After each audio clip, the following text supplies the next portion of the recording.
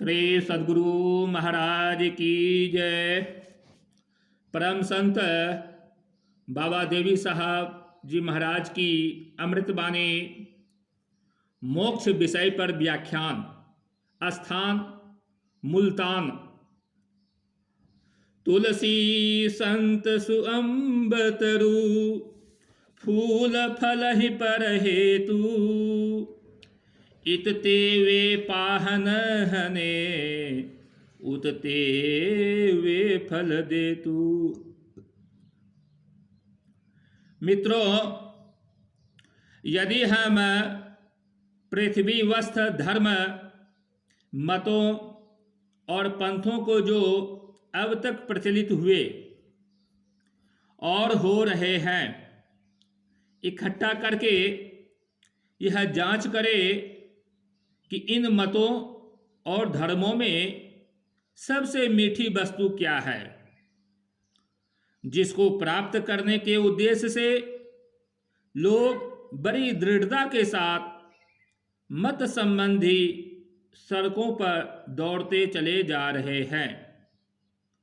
तो विद्या और अनुभव की रीतियों को काम में लाने से ज्ञात होगा कि वह अभिष्ट वस्तु मोक्ष है, और इसी को दिलवाने का प्रत्येक पंथ या मत अपने अपने ढंग से उपदेश करता है और प्रतिज्ञा करता है कि मैं मरने के पश्चात मोक्ष दिलवा दूंगा। कोई मत जो मत संबंधी विशेषणों से विशिष्ट हैं, सांसारिक इष्ट पदार्थ दिलाने की कभी प्रतिज्ञा नहीं करता, जो वह लोगों को राजा, बाबू, सेठ, साहूकार बनवा देगा, जिसे कि मनुष्य अपनी थोड़े दिनों की जीवन यात्रा को भले प्रकार निभा सके, किंतु इसके विपरीत समस्त सांसारिक सुखों को सब प्रकार से निकृष्ट समझकर उनकी ओर से मन हटाता है। सृष्टि आरंभ से अब तक मतों के इस उद्देश्य और शिक्षा का असंख्य लोगों पर यह प्रभाव पड़ा है कि अपना राजपाट, साहूकारी, स्त्री बच्चों को छोड़कर इस अलौकिक सुख मोक्ष को प्राप्त करने में लगाए, जो उनको मृत्यु के पश्चात प्राप्त होगा। कुछ लोग संसार में ऐसे भी हैं जो धर्म को कुछ सांसारिक अभिष्ट वस्तुओं के प्राप्त करने का साधन बतलाते हैं। यदि ऐसे लोगों की बातों पर थोड़ा भी ध्यान दिया जावे तो एक बड़ी ही भारी अभिष्ट वस्तु मोक्ष से वंचित हो जाएंगे। अतः ऐसे लोगों की संगति से बचना चाहिए, और इस बचने को एक बहुत बड़ी पवित्रता समझो। परंतु जो धर्म की यथार्थता से परिचित हैं, उनकी दृष्टि में यह लोग नीच और निकृष्ट हैं और अत्यंत अनादर के पात्र हैं, क्योंकि वे यह जानते हैं कि जो कुछ संसार में हो रहा है वह परमेश्वर की इच्छा और आज्ञा से ही हो रहा है। एक पत्ता भी उसकी इच्छा के बिना नहीं हिल सकता है। अब यह देखना चाहिए कि मुक्ति कैसी चित्त आकर्षक वस्तु है, और मनुष्य ने मरने से पहले उसकी चित्त आकर्षकता को कैसे जान लिया, तथा विद्यमान अभिष्ट वस्तुओं से अपने मन को मोड़कर उस पर विश्वास क्यों कर लिया। क्योंकि कभी विश्वास अपने थोड़े बहुत अनुभव के बिना नहीं होता है, और जो होता है वह भ्रम और मिथ्या है। इसका विशेष कारण यह है कि जिस प्रकार सूर्य और चंद्र का प्रतिबिंब संसार में पड़ता है, उसी प्रकार मोक्ष के सूर्य का प्रतिबिंब भी मनुष्य हृदय पर उसके जीवन में कभी कभी पड़ता रहता है और उसकी इस दशा का नाम स्वतंत्रता या स्वच्छंदता है। उस स्वाद को चखकर मनुष्य ने मुक्ति का पता लगाया है और उसको वह ऐसी मधुर और मीठी प्रतीत हुई है कि वह सदा उसी दशा में रहना चाहता है। अंतर केवल यह है कि जहाँ सांसारिक स्वतंत्रता मिनटों, घंटों और दिनों की है, वहाँ वह अनियत और अपरिमित काल तक है। वहाँ की एक मिनट की स्वच्छंदता की अपेक्षा सांसारिक समस्त जीवन किरकिरा प्रतीत होता है। इन दोनों में ऐसा संबंध और मिलान है कि एक वस्तु की दशा को अपने जीवन में स्वतंत्रता कहते हैं और उसी की दूसरी दशा को, जो मरणांतर होती है, मुक्ति कहते हैं। केवल स्थिर और अस्थिर का भेद है।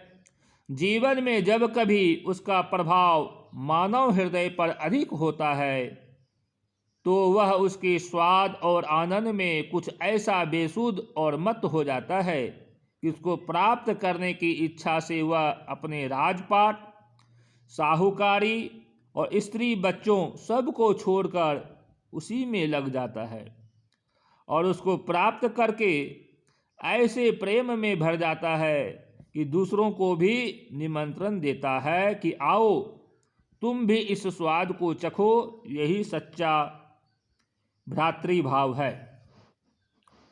इसके अतिरिक्त आत्मा में स्वतंत्रता एक सदा का गुण है, क्योंकि संसार में आने से पूर्व आत्मा किसी ऐसे स्थान पर था कि जहाँ निरंतर स्वच्छंदता और पूर्ण बंधन रहित था। अब तक उसकी स्मृति में वह चखा हुआ स्वाद विद्यमान है जिसके लिए तड़प रहा है। स्वप्न पर प्राप्त अभिष्ट वस्तुओं का स्वाद जागृत में स्मरण हो आता है। इस प्रकार वह स्वाद उत्पन्न हो जाने के अनंतर भी आत्मा में स्थित रहता है और मुक्ति का वह आनंद जिसका आत्मा ने अनुभव किया था, प्रत्येक समय में मनुष्य के भीतर तरंगित होता रहता है और उसको प्राप्त करने के लिए विविध कष्टों को सहन करना प्रसन्नतापूर्वक स्वीकार करता है। कोई बैसाख ज्येष्ठ में जब ग्रीष्म ऋतु होता है, पंचाग्नि तपता है और कोई पौष माघ की असहनीय ठंडक में ठंडे पानी में खड़े होकर प्रार्थना करता है। कोई कोई पृथक पर सिर और पैर ऊपर खड़े करके ईश्वर प्रार्थना में लीन हो जाते हैं और कुछ लोग कीलों की सैया पर लेटकर भगवत भजन करते हैं तथा बड़े बड़े कठिन व्रत और उपवास रखते हैं। बहुत लोग ऐसे भी हैं जो घर बार छोड़कर सैकड़ों मील पैदल चलकर जगन्नाथ, बद्रीनारायण इत्यादि तीर्थ यात्रा करने को चले जाते हैं और अपनी असंख्य संपत्ति को, जो बड़ी पसीने की कमाई होती है, बिना अपने बड़ों और संबंधियों की सम्मति लिए समाप्त कर डालते हैं और अपने आप एक एक टुकड़ा रोटी मांगकर जीवन व्यतीत करते हैं। धर्म और मत स्थापकों ने मुक्ति की अवधि तथा वहाँ के आनंद का पूर्ण विवरण अपनी अपनी पवित्र पुस्तकों में अपनी विद्या और योग्यता के अनुसार, जो उनको अपने अपने जीवन काल में प्राप्त हुई, का वर्णन बहुत अच्छे ढंग से किया है। कुछ की दृष्टि में मुक्ति काल अमर्याद है और कुछ की दृष्टि में स्वमर्याद। इसी प्रकार कुछ की सम्मति में वहाँ विविध सुख है और कुछ की सम्मति में नहीं, किंतु आनंद ही आनंद है। कुछ कहते हैं कि मुक्ति में बोध नहीं रहता और कुछ की सम्मति है कि मुक्ति प्राप्त पुरुष वहाँ की स्थिति को जानता है। संत मत की शिक्षा में वास्तविक मुक्ति उस ईश्वरी देन का नाम है जो सुख और दुख दोनों से पृथक हो।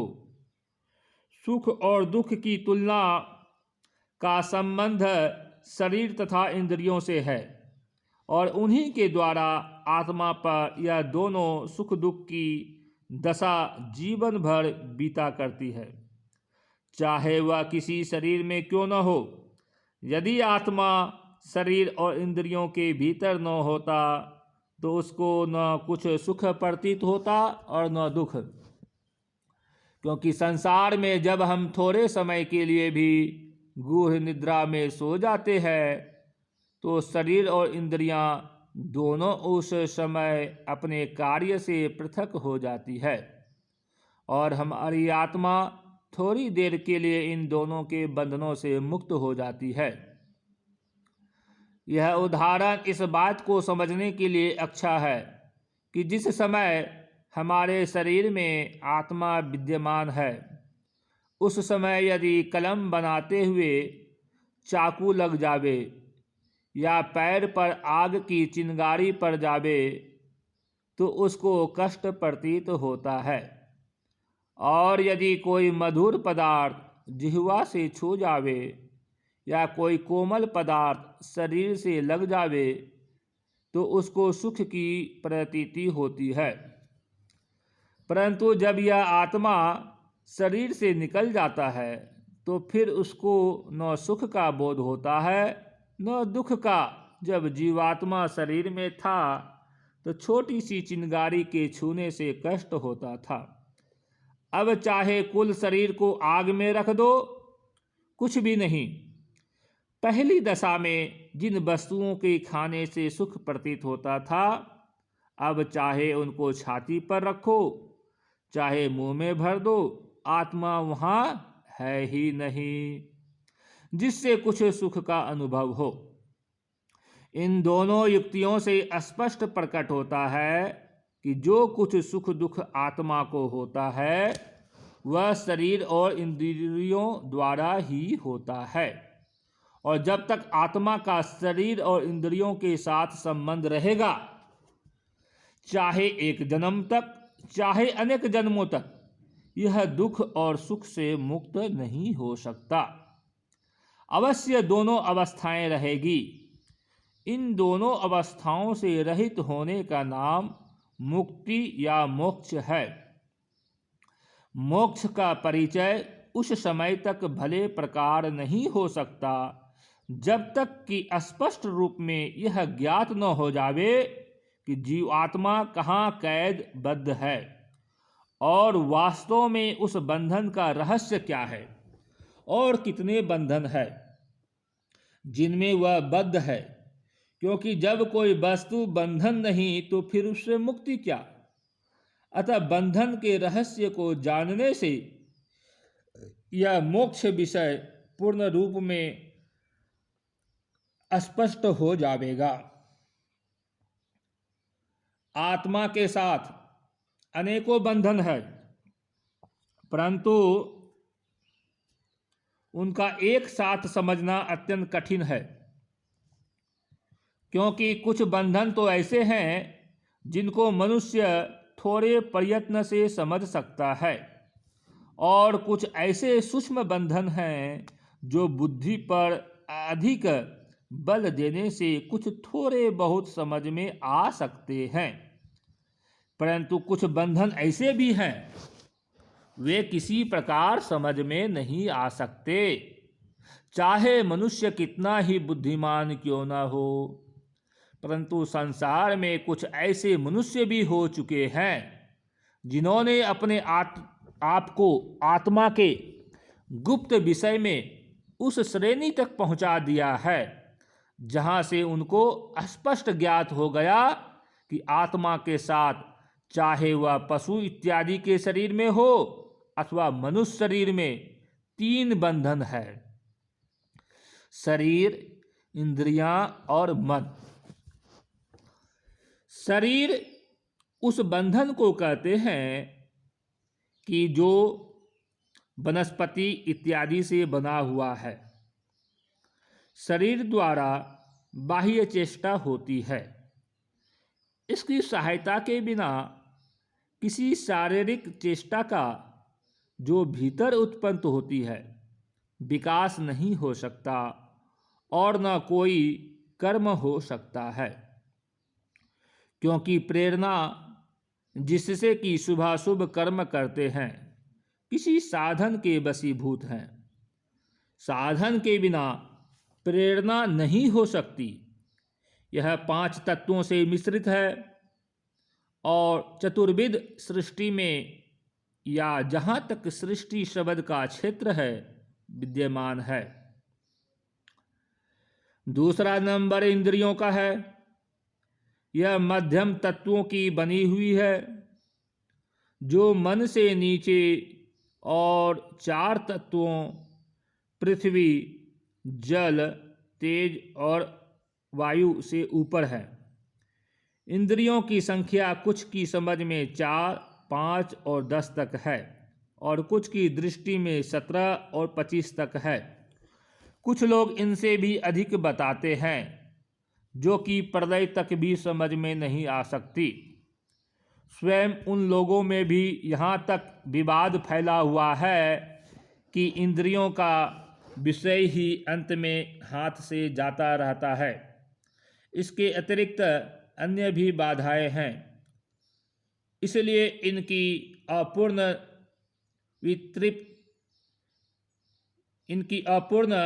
विस्तृति और क्रम को मैं छोड़े देता हूँ, क्योंकि उसमें विवाद खड़ा हो जाएगा और सूक्ष्म विषय की जांच, जिसको पुनर्जन्म कहते हैं, इस पुनर्जन्म को जानने में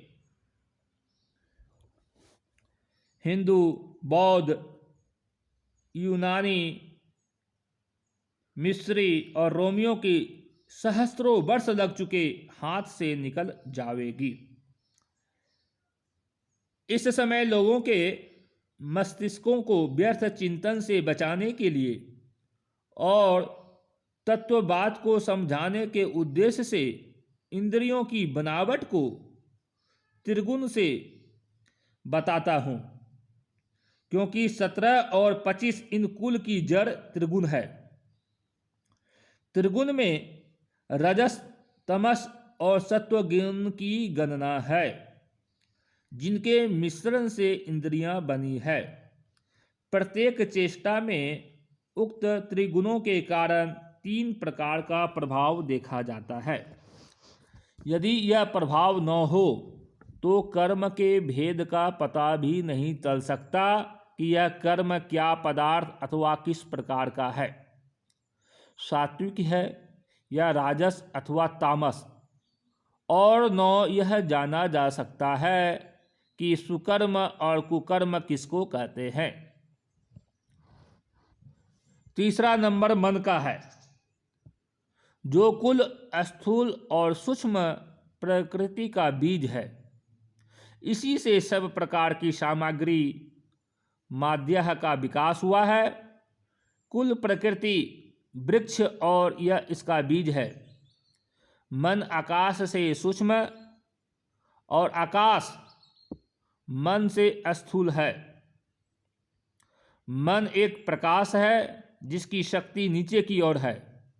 यह अपनी किरणों के द्वारा शरीर निर्माण के लिए भोजन को खींचता है। यह आत्मा पर छिलके की भांति चढ़ा हुआ है। किसी भी चेष्टा का मुख्य कारण यही है। इसके बिना कभी कोई चेष्टा नहीं हो सकती, और जब चेष्टा का सूक्ष्म इंद्रियों से मेल होता है तो उसमें त्रिगुण का कोई न कोई गुण अवश्य साथ हो जाता है। और जब त्रिगुण का स्थूल शरीर से मेल होता है तो उसकी कुल नस नस में वह चेष्टा त्रिगुण सहित प्रविष्ट होकर बाहर निकल जाती है। उसको कर्म कहते हैं। सारांश यह है कि आंतरिक चेष्टा के प्रादुर्भाव का साधन शरीर है, और जब कभी इसी कर्म से चेष्टा का प्रादुर्भाव नहीं होता है, किंतु अंदर ही अंदर रह जाती है और स्थूल शरीर तक नहीं पहुंचने पाती, उसी को संकल्प विकल्प कहते हैं। जहाँ मन से विविध तरंगे उड़ती रहती है और वहीं लुप्त हो जाती है, बाहर उनका कुछ प्रादुर्भाव नहीं होता, उसी को दूसरे प्रकार से यह कहा जाता है कि यदि कारण आत्मा के साथ न होता तो उस पर सूक्ष्म शरीर का आवरण न होता, और न सूक्ष्म शरीर पर स्थूल शरीर का, और फिर न कोई शुभाशुभ कर्म प्रादुर्भाव में आता, और न कोई मरता और न जन्म लेता। इन तीनों बंधनों के अंदर आत्मा बद्ध पड़ा है और असंख्य आशाओं की रस्सियों से इस प्रकार दृढ़तापूर्वक बांधा गया है कि तनिक भी हिल नहीं सकता। जब तक आत्मा इन बंधनों से मुक्त न हो तब तक उसको मुक्त न समझना चाहिए। मुक्ति या मोक्ष इस बंधन से मुक्ति का नाम है। जब आत्मा विविध बंधनों से छूटकर इनकी सीमा से बाहर निकल जावे और इन शरीरों का आत्मा पर कुछ प्रभाव न रहे, अब रहा यह कि मोक्ष कहाँ और कैसे हो सकती है, यह विशेष ध्यान देने का विषय है।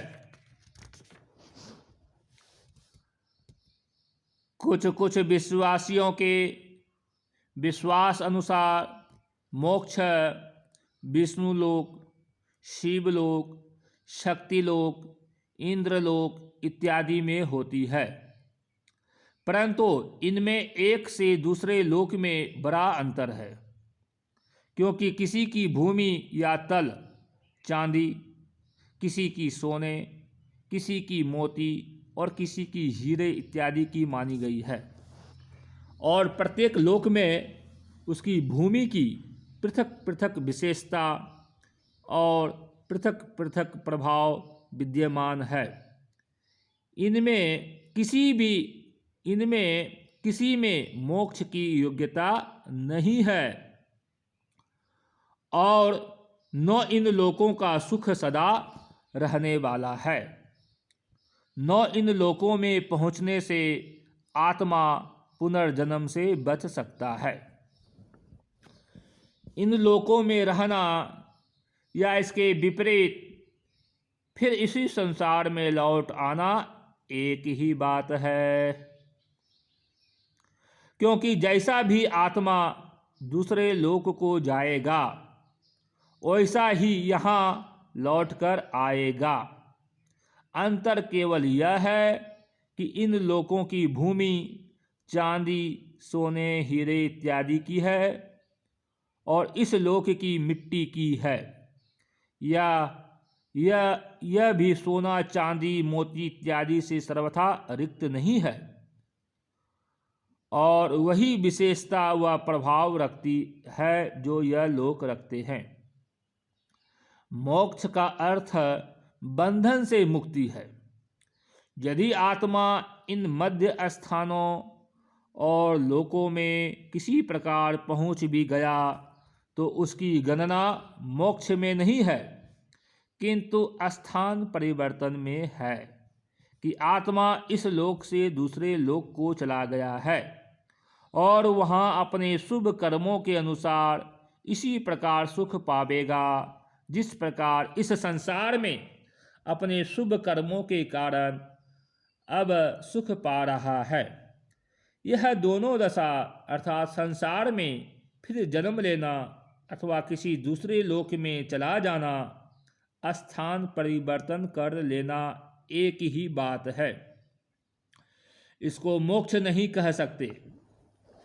यह सब लोग प्राकृतिक है और कर्मों की सीमा में बसे हुए हैं। जो वस्तु स्वयं किसी सीमा में है वह मोक्ष का स्थान नहीं है।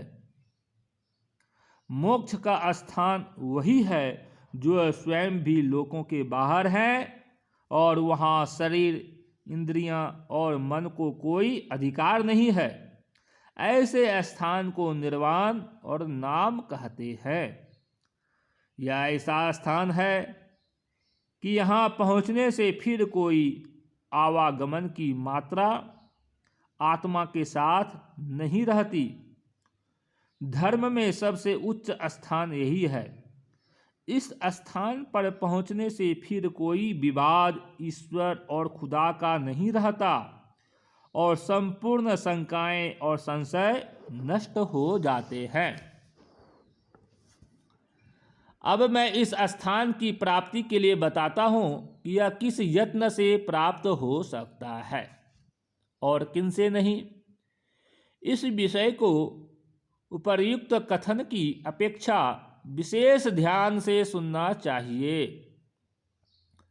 क्योंकि यह मेरे कुल कथन का सार है और इसमें एक गंभीर रहस्यमय विषय निश्चित होगा। विशेषतः उन लोगों को अधिक लाभ होगा जो वास्तव में मोक्ष के इच्छुक है और अपने अपने मतों का कोई पक्षपात नहीं रखते हैं।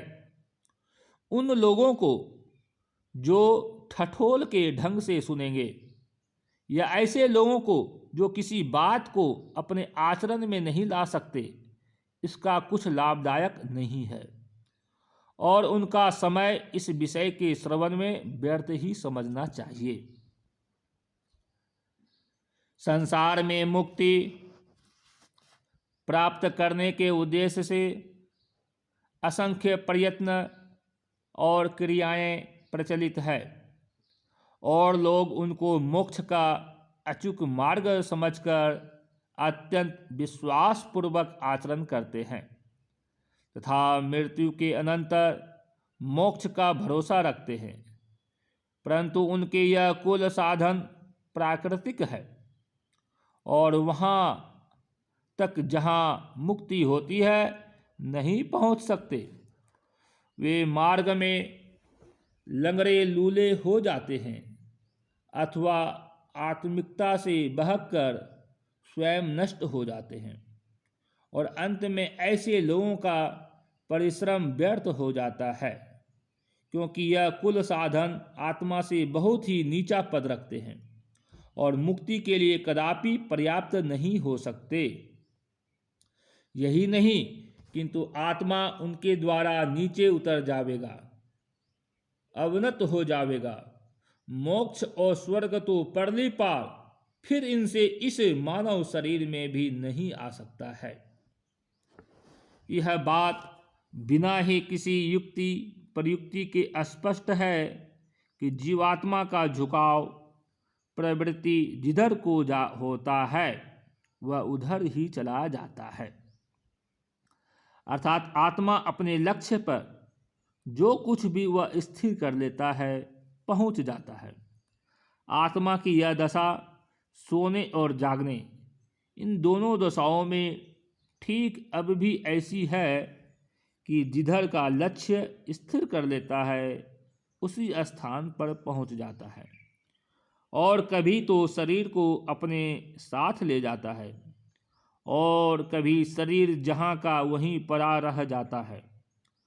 उदाहरण के तौर पर यूँ समझिए कि इस समय हम सब लोगों ने यहाँ आने का लक्ष्य स्थिर किया था, तो देखो हम सब यहाँ आ गए।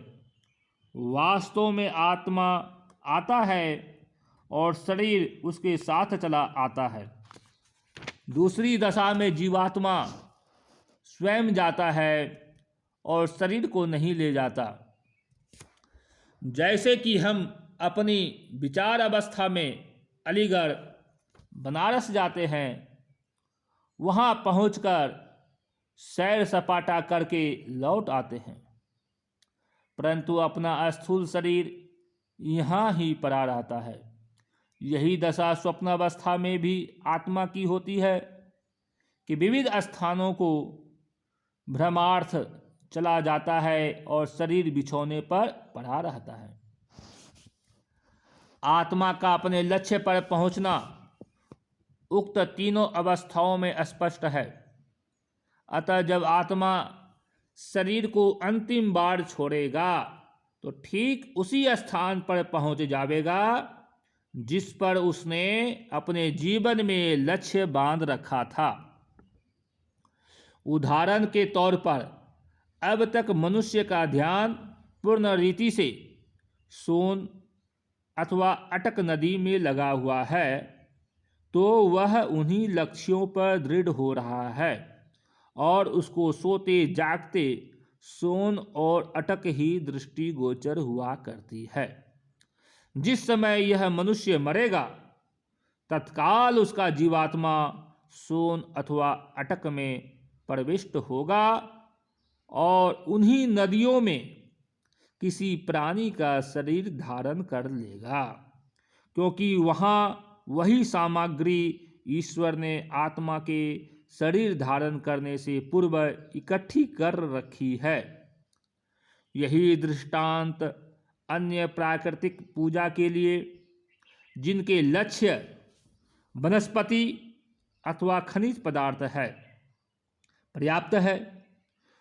उनके आत्मा भी जो इन लक्ष्यों पर लगे हुए हैं, आवश्यक है कि मिट्टी या वृक्षों में चले जावेंगे और वहीं किसी प्रकार के कीड़े मकोड़े में जन्म लेंगे, क्योंकि वहाँ उसी प्रकार के जन्म लेने की सामग्री पूर्व से उपस्थित है।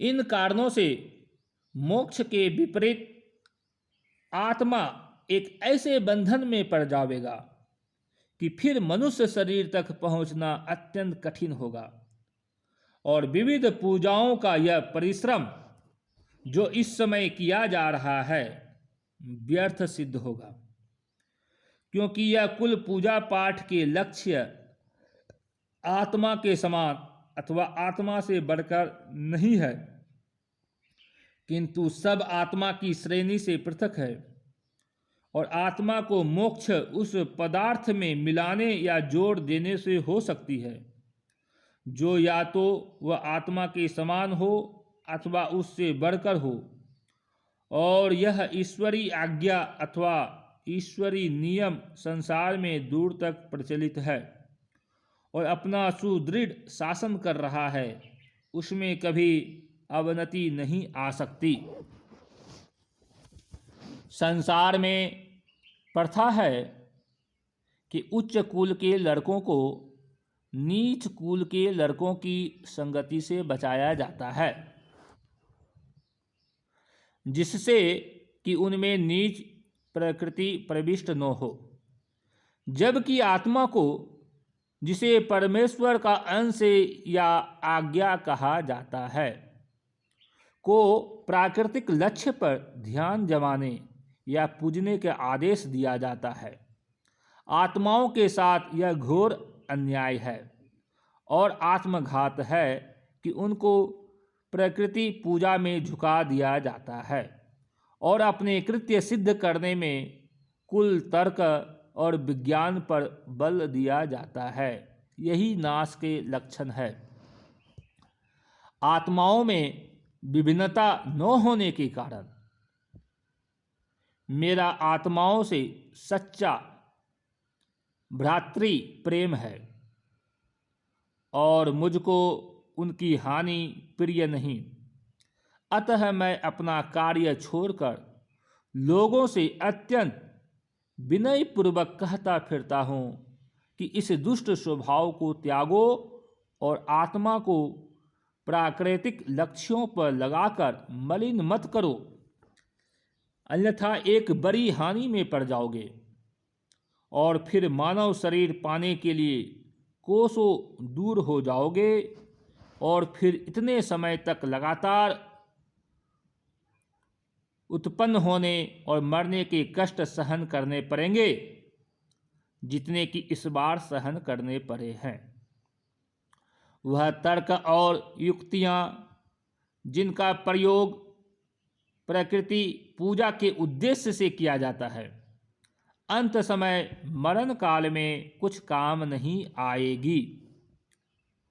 हमें यह मानना पड़ेगा कि हमने परमेश्वर के सीधे और सरल मार्ग पर न चलकर उसमें लंगर डाल दिया, अपने मानव शरीर का कुछ मूल्य न समझा और उसको विविध प्रकृति पूजा में नष्ट कर दिया।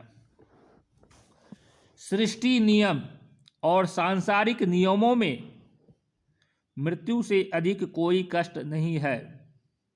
फिर मनुष्य को इसमें क्या आनंद आ रहा है कि जो बारंबार मृत्यु कष्ट को प्राप्त करने के लिए तन मन धन से प्रयत्न कर रहा है। यद्यपि बड़े बड़े लोग जिन्होंने पुनर्जन्म को जाना है बता गए हैं कि आत्मा निम्न श्रेणी खनिज वनस्पति और पशु इत्यादि योनियों से क्रमश उन्नति करता हुआ चला आ रहा है और स्वयं एक दिन वहां पहुंच जाएगा जहां से उसने यात्रा आरंभ की है। परंतु यदि मनुष्य इस बात को मानकर अपना यत्न छोड़ दे तो एक भारी कष्ट और आपत्ति में पड़ जावे, क्योंकि मनुष्य तक पहुंचने में जब इतना समय लगा है, जिसमें लाखों बार मृत्यु कष्ट उठाना पड़ा है और बार बार मरण जन्म धारण करना पड़ा है, तो उस स्थान तक पहुंचने में जहां से आत्मा ने यात्रा आरंभ की है कितना समय लगेगा और उसमें बार बार मरण जन्म धारण करना पड़ेगा, जिनमें बहुत बार मृत्यु कष्ट सहन करना होगा। ऐसी दशा में फिर यही सोचता है कि जितनी शीघ्रता से संभव हो इस लंबी चौड़ी आपत्ति से मुक्त होऊं और कोई ऐसा यत्न प्राप्त हो जिसके अनुष्ठान में कम कष्ट हो और बड़े बड़े संप्रदाय संबंधी धोखों तथा छलों से बचा रहूं तथा ऋषि मुनियों के पद से भी उच्च पद, जैसा कि पुस्तकों में लिखा है, प्राप्त करूं। मुक्ति सदा समकोटि पदार्थ से हो सकती है और उसी के द्वारा एक जन्म में मृत्यु से पूर्व ही वहां पहुंच सकता है जहां से आदि में यात्रा का आरंभ हुआ है। और ऐसे साधन जो आत्मा के समकोटि है उसके बहुत ही पास है। उनमें से एक का नाम प्रकाश और दूसरे का नाम शब्द है और इन दोनों के साथ हृदय को जोड़ने से आत्मा शरीर इंद्रियां और मन या स्थूल सूक्ष्म और कारण शरीरों के बंधनों से मुक्त होकर वहां पहुंच सकता है जहां से आया है, क्योंकि शब्द और प्रकाश या तो आत्मा के समकोटि हैं या उससे बढ़कर हैं और यही परमेश्वर का सरल और यथार्थ मार्ग है जो प्रत्येक मनुष्य के भीतर विद्यमान है। जो लोग मुक्ति द्वार खोलकर चले गए वह उस द्वार को बंद नहीं कर गए हैं। द्वार खुला हुआ है, जिसका मन चाहे चला जावे। परमेश्वर किसी के रुपये पैसे और भोजन इत्यादि का इच्छुक नहीं है और न वह ऐसा नीच और तुच्छ हृदय है कि हमारे पुण्य दान को स्वीकार करे या अपनी दी हुई वस्तुओं को लौटा लेवे। परमेश्वर अत्यंत उदार और दानी है और समस्त इष्ट पदार्थ उसकी आज्ञा में है। चाहे जिसको जो चाहे थोड़ी भक्ति और प्यार से दे दे। मनुष्य को उससे निश्चल प्रेम करना चाहिए और प्रेम की यही रीति है कि कम से कम 1 घंटा एकांत में बैठकर प्रतिदिन अपने चित्त में ध्यान लगावे। मित्रों, मोक्ष विषय पर मेरा कथन समाप्त हुआ। मैं विनयपूर्वक निवेदन करता हूँ कि यदि कोई बात आपको असह्य हो तो क्षमा करना। श्री सद्गुरु महाराज की जय।